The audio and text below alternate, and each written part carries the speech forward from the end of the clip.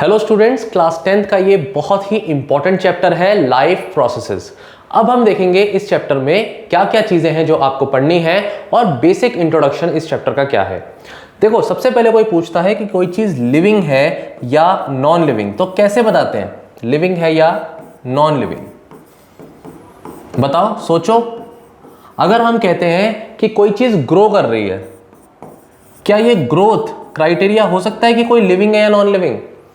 तो कभी कोई बोलेगा हाँ जी, प्लांट्स तो ग्रो करते हैं, ह्यूमंस भी ग्रो कर रहे हैं, हर तरीके का ऑर्गेनिज्म ग्रो करता है, तो ग्रोथ तो लिविंग क्राइटेरिया होना चाहिए। लेकिन ऐसा तो नहीं है।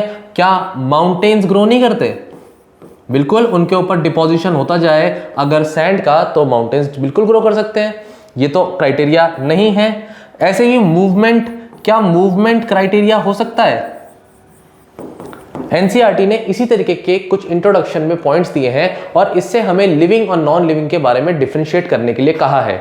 लेकिन लिविंग ऑर्गेनिज्म को हम लिविंग तभी कहते हैं जब उसके अंदर कुछ तरीके के बायोकेमिकल प्रोसेसेस होते हैं जिन्हें हम कहते हैं लाइफ प्रोसेसेस। ठीक है स्टूडेंट्स।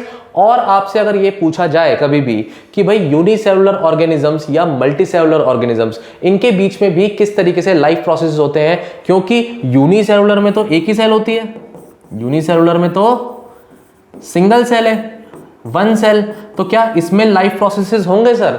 बिल्कुल, जो भी लाइफ प्रोसेसेस होने चाहिए वो सिंगल सेल में एक ही सेल के अंदर हो रहे होंगे। जबकि जब हम कहते हैं मल्टी सेलुलर ऑर्गेनिज्म, उसके अंदर डिवीजन ऑफ वर्क हो रहा होगा, डिवीजन ऑफ लेबर हो रहा होगा। तो बहुत सारी सेल्स मिलकर के एक सिस्टम क्रिएट कर रही होंगी। तो मल्टी सेलुलर में होता क्या है कि सेल्स होती हैं, वो मिलकर के क्या बनाती हैं? टिश्यूज। और टिश्यूज मिलकर के क्या बनाते हैं? ऑर्गन। ऑर्गन मिलकर के क्या बनाते हैं? Organ system. और ऑर्गन सिस्टम जब एक साथ काम करते हैं तो बनता है कोई प्रोसेस, और इन सभी प्रोसेसेस को हम क्या कहते हैं? Life processes. अब इसकी एक्यूरेट डेफिनेशन एग्जाम के पॉइंट ऑफ व्यू से क्या लिखनी है, देखिए। लाइफ प्रोसेसेस इस तरीके के प्रोसेस हैं जो एक साथ काम करते हैं and together keep the living organism alive. Living organism को जिंदा रखते हैं और परफॉर्म करते हैं ऐसा फंक्शन बॉडी का जिससे बॉडी मेंटेन रहे और कहीं ना कहीं सेल्स भी फंक्शनिंग करें। इसे, इस तरीके के प्रोसेसेस को हम कहते हैं लाइफ प्रोसेसेस। दो तीन चीजें ध्यान रखने की कि ऐसा प्रोसेस है जो ऑर्गेनिज्म को जिंदा रख रहा है और उसके अंदर कुछ फंक्शन या जॉब परफॉर्म हो रहा है। ठीक है, एग्जाम्पल सर, न्यूट्रिशन एक लाइफ प्रोसेस है। हम खाना खाते हैं और खाना खाने के बाद जो खाना होता है वो हमारी बॉडी की सेल्स में जाता है, वहां ऑक्सीडेशन ऑफ फूड होता है और फूड ऑक्सीडाइज करने के बाद हमें क्या मिलती है? उससे एनर्जी। फिर रेस्पिरेशन वाला एस्पेक्ट, रेस्पिरेशन में क्या है? ऑक्सीजन से जब फूड इंटरेक्ट कर रहा है तो वहां पर ऑक्सीजन रिक्वायर्ड होती है और CO2 प्रोड्यूस होती है। यही तो प्रोसेस हुआ जहां हम इनहेल करते हैं ऑक्सीजन को और एक्सहेल आउट करते हैं CO2। तो मैं डिफरेंस भी बताऊंगा आपको कि ब्रीदिंग क्या होता है और रेस्पिरेशन क्या होता है, दोनों में डिफरेंस है। ब्रीदिंग एक फिजिकल प्रोसेस है, जबकि रेस्पिरेशन में एक बायोकेमिकल रिएक्शन हो रही होती है जहां फूड का टूटना बहुत जरूरी है ताकि ATP प्रोड्यूस हो। ATP क्या है? 9th क्लास में आपने पढ़े होंगे, adenosine triphosphate energy currency of the cell. ठीक है students. Next, transportation.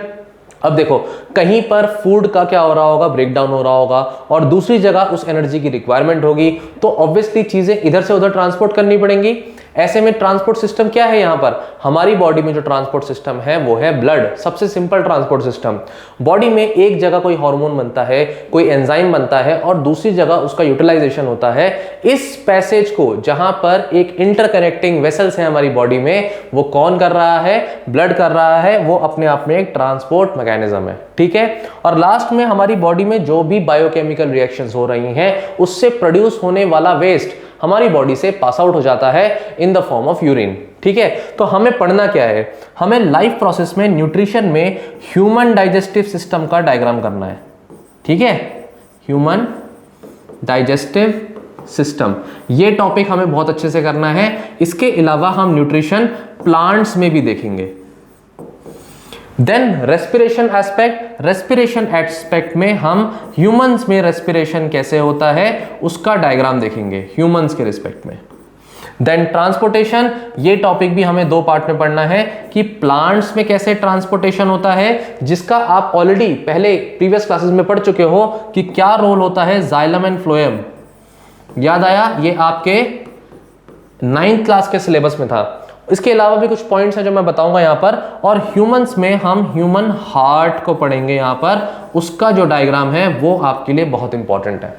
Last topic excretion. Excretion topic में हम पढ़ेंगे human excretory system. Human excretory system में हम किडनी का डायग्राम पढ़ेंगे और इसके अलावा एक स्ट्रक्चरल और फंक्शनल यूनिट जो होती है, जो ह्यूमन एक्सक्रीटरी यूनिट है किडनी की, उसे हम पढ़ते हैं नेफ्रॉन। तो इसका स्ट्रक्चर बहुत इंपॉर्टेंट है, ये सिलेबस में आपसे पूछा जाता है।